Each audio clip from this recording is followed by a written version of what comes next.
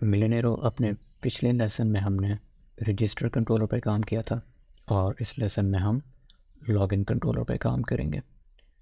तो अगर हम अपने राउट्स में जाएं तो यहाँ पे लॉगिन के लिए जो कंट्रोलर यूज़ हो रहा है वो ऑथ कंट्रोलर में जो लॉगिन नाम का फंक्शन है वो यूज़ होगा। और अब हम इस पर काम शुरू करते हैं। तो सबसे पहले तो यहाँ पे पैरामीटर्स आएंगे, रिक्वेस्ट, रिस्पॉन्स और नेक्स्ट। उसके बाद हम यहाँ पे इसके स्टेप्स लिख लेते हैं। तो रजिस्टर कंट्रोलर की तरह यहाँ भी हम सबसे पहले वैलिडेट करेंगे यूज़र का इनपुट। अगर हमारे पास वैलिडेशन में कोई एरर है तो हम उसको रिटर्न करवा देंगे with the help of error handling middleware. और अगर एरर नहीं है तो हम मैच करवाएंगे यूज़र नेम को एंड पासवर्ड को, और एंड में हम रिटर्न करवा देंगे रिस्पॉन्स को। और अगर यूज़र नेम और पासवर्ड मैच नहीं होगा तब हम उसके हिसाब से अपना रिस्पॉन्स चेंज करेंगे, एक एरर मैसेज रिटर्न करवाएंगे। तो सबसे पहले हम, जैसे हमने रजिस्टर कंट्रोलर में एक स्कीमा बनाया था कि हमें इनपुट में इस तरह का डेटा चाहिए, बिल्कुल वैसे ही यहाँ पे हम अपना एक स्कीमा बनाएंगे, यूज़र लॉगिन स्कीमा। और ये होगा जोई का एक ऑब्जेक्ट। और यहाँ पे हम यूज़र से दो चीज़ें एक्सपेक्ट करेंगे, एक यूज़र नेम जो कि होगी एक स्ट्रिंग और मिनिमम 5 कैरेक्टर्स मैक्सिमम 30, और ये बिल्कुल सेम नंबर्स है 5 और 30 जो कि हमारे रजिस्ट्रेशन कंट्रोलर में थे। तो ये बिल्कुल हमने कंसिस्टेंट रखना है, अगर वहाँ पे कुछ चेंज होगा तो यहाँ भी चेंज होना चाहिए। और इसको हम कर देंगे रिक्वायर्ड। और यहाँ पे आएगा हमारा पासवर्ड जोई डॉट स्ट्रिंग, और ये मैच करेगा एक पैटर्न के साथ। और जो पैटर्न है वो हमने ऑलरेडी यहाँ पे डिफ़ाइन किया था अपने पिछले लेसन में। और अब हम इसको वैलिडेट करवाते हैं। तो user login schema dot validate, और ये डेटा हमें मिलेगा रिक्वेस्ट की बॉडी से। और यहाँ से हम एरर को डीस्ट्रक्चर कर लेते हैं। और अगर हमारे पास कोई एरर है तो यहाँ से हम अपना मिडलवेयर यूज़ करके आराम से एरर हैंडलिंग कर सकते हैं। और अगर एरर नहीं है तो हम आएंगे अपने थर्ड स्टेप पे, हम मैच करेंगे यूज़र नेम और पासवर्ड, और इसके लिए हम डेटाबेस के साथ कम्युनिकेट करेंगे। तो यहाँ पे हम एक ट्राई कैच यूज़ कर लेते हैं। जब कभी भी हम डेटाबेस के साथ कम्युनिकेट करेंगे तो हम ट्राई कैच यूज़ करेंगे ताकि अगर कोई एरर आ जाए तो सर्वर क्रैश ना करे बल्कि एरर हैंडलिंग होती रहे। और यहाँ पे सबसे पहले हम करेंगे कि हमने यूज़र नेम को मैच कराना है। हमने देखना है कि हमारे जो यूज़र्स की कलेक्शन है वहाँ पे क्या इस यूज़र नेम का कोई यूज़र पड़ा हुआ है, उसका रिकॉर्ड मौजूद है, क्या इस यूज़र नेम के साथ किसी यूज़र ने अपने आप को रजिस्टर किया हुआ है या नहीं। तो यहाँ पे हम मेथड यूज़ करेंगे फाइंड वन, और ये हमारा यूज़र कलेक्शन का मॉडल। और यहाँ पे मेथड है फाइंड वन, और हमने एक रिकॉर्ड ऐसा ढूंढना है जहाँ पे हमारे पास जो यूज़र नेम की वैल्यू है वो हमें अपने यूज़र नेम के साथ के मिले।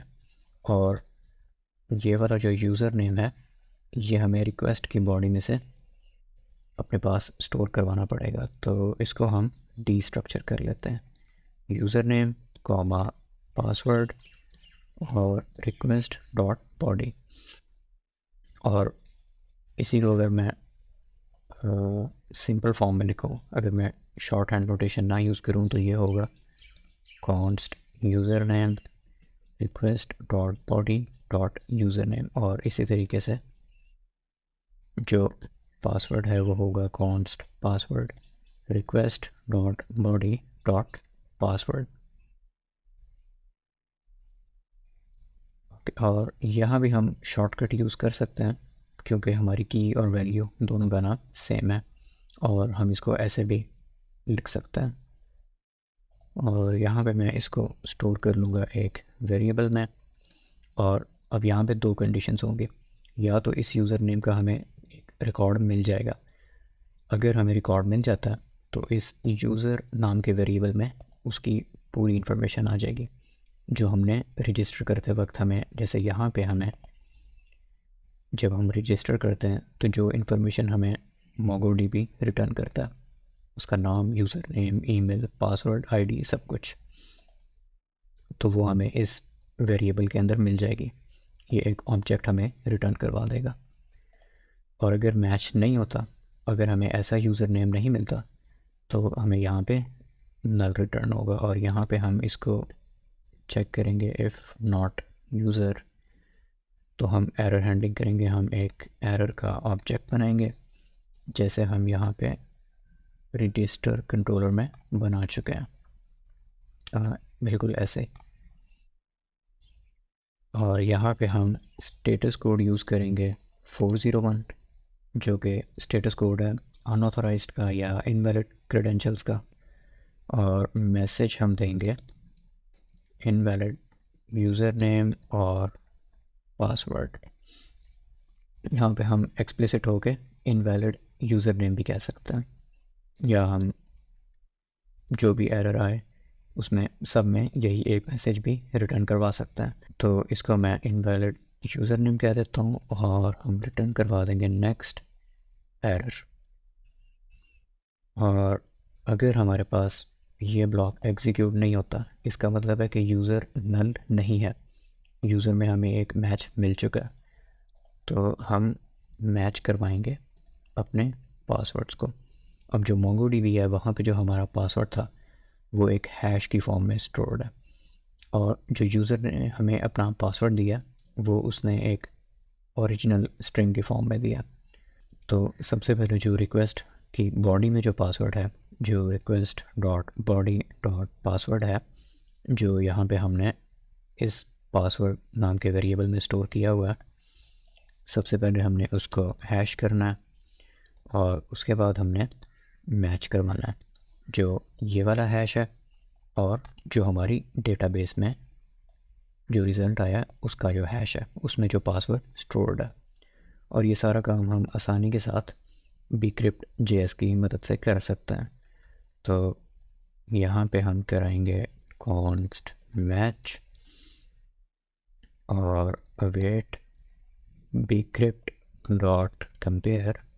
यहाँ पे हम देंगे जो यूज़र ने हमें इनपुट में पासवर्ड सेंड किया और वो है पासवर्ड, और वो हम ले रहे हैं यहाँ से रिक्वेस्ट की बॉडी में से।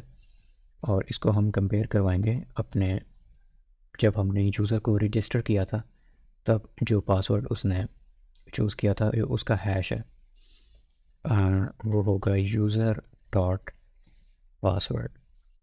और ये जो पासवर्ड है ये हम ले रहे हैं इस ऑब्जेक्ट में से।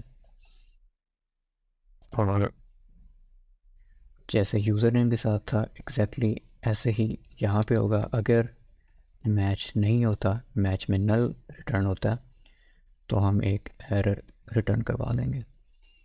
और इस एरर का स्टेटस कोड भी 401 होगा और मैसेज हम कर देते हैं इनवैलिड पासवर्ड। और हम अपना मिडल वेयर यूज़ करके इस एरर को रिटर्न करवा देते हैं।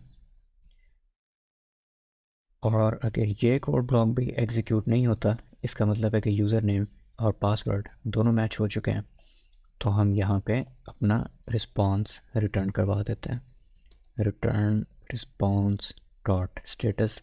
और क्योंकि यूज़र हमारा सक्सेसफुली मैच हो चुका है तो हम इसको 200 का रिस्पॉन्स कोड दे देते हैं, स्टेटस कोड। और जेसन में हम रिटर्न कर देते हैं यूज़र और यूज़र का जो वेरिएबल था जिसमें उसका सारा डेटा था। और यहाँ पे हमें एक चीज़ करनी पड़ेगी, क्योंकि जो वेरिएबल है यूज़र का, ये हमने इस ट्राई ब्लॉक के अंदर डिफ़ाइन किया। तो इसका जो स्कोप है वो इस ट्राई ब्लॉक के अंदर तक ही है, इसके बाहर हम इसको एक्सेस नहीं कर सकते। तो ये काम करने के लिए हम इसको बाहर डिफ़ाइन कर लेते हैं, लेट यूज़र, और यहाँ पे हमारे पास एक वैल्यू आ जाएगी और अब हम इसको इस ट्राई ब्लॉक के बाहर भी एक्सेस कर सकेंगे। और इसको भी हम शॉर्ट फॉर्म में, क्योंकि की और वैल्यू दोनों सेम है, तो हम ऐसे लिख सकते हैं। और यहाँ पे मैं सिंपली रिटर्न नेक्स्ट और एरर, और हमारा लॉगिन कंट्रोलर जो है वो कंप्लीट हो चुका है। अब हम इसको टेस्ट करते हैं। तो npm run dev करके मैं अपना बैकएंड सर्वर रन करूँगा। और अगर हम अपने इंसोम्निया में जाएं और यहाँ पे एक नई रिक्वेस्ट बना लेते हैं, लॉगिन यूज़र और पोस्ट, और इसका लिंक मैं यहीं से कॉपी कर लेता हूँ। इसका जो एंड पॉइंट है वो सिर्फ चेंज होगा, यहाँ पे होगा लॉगिन, और यहाँ पे हम सेंड करेंगे जेसन, और हमने यूज़र नेम और पासवर्ड सेंड करना। और जो हमने अपना लास्ट यूज़र रजिस्टर किया था, हम उसी पे टेस्ट कर लेते हैं। तो यूज़र3 उसका यूज़र नेम है और माई पासवर्ड 2 उसका पासवर्ड है। यूज़र3 और माई पासवर्ड 2, और हमारे पास 200 स्टेटस कोड आ चुका है और यूज़र का डेटा भी आ चुका है। और ये जो पूरा हमारे पास ऑब्जेक्ट है, ये वही ऑब्जेक्ट है जो यहाँ पे मैच हुआ था, और इसी को हमने एंड में रिटर्न करवा दिया। अब हम चेक करते हैं अगर हम रॉन्ग यूज़र नेम भेजें या wrong password. Invalid user name, और अगर मैं पासवर्ड को चेंज करूं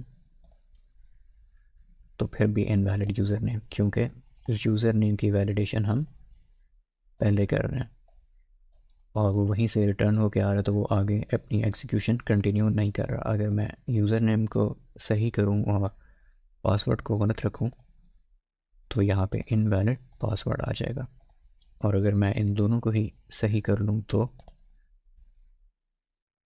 हमारे पास अपना सही रिस्पॉन्स आ जाएगा।